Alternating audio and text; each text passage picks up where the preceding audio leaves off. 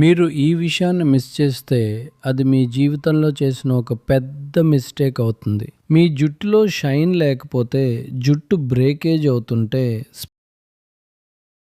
ఈ రెమెడీని ట్రై చేయండి. ముందుగా ఒక ప్యాన్ తీసుకోండి. అందులో ఒక స్పూన్ టీ పొడి వేయండి. ఇప్పుడు మీరు సాధారణంగా ఎంత రెగ్యులర్ షాంపూ ఉపయోగిస్తారో అంత షాంపూని యాడ్ చేయండి. ఆ తర్వాత 2 స్పూన్ల బియ్యం వేయండి.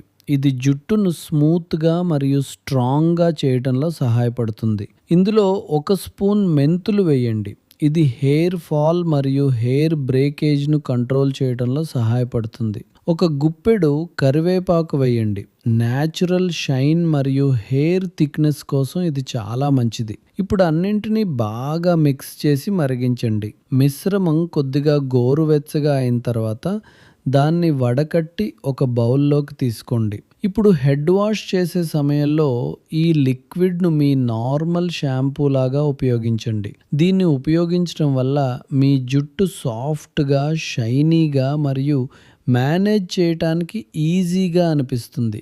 రెగ్యులర్గా ఉపయోగిస్తే హెయిర్ బ్రేకేజ్ కూడా తగ్గవచ్చు మరియు జుట్టు యొక్క న్యాచురల్ స్ట్రెంగ్త్ తిరిగి రావచ్చు. మీరు హెయిర్ ఫాల్, హెయిర్ బ్రేకేజ్ లేదా డల్ హెయిర్తో ఇబ్బంది పడుతున్నట్లయితే హెయిర్ అని కామెంట్ చేయండి.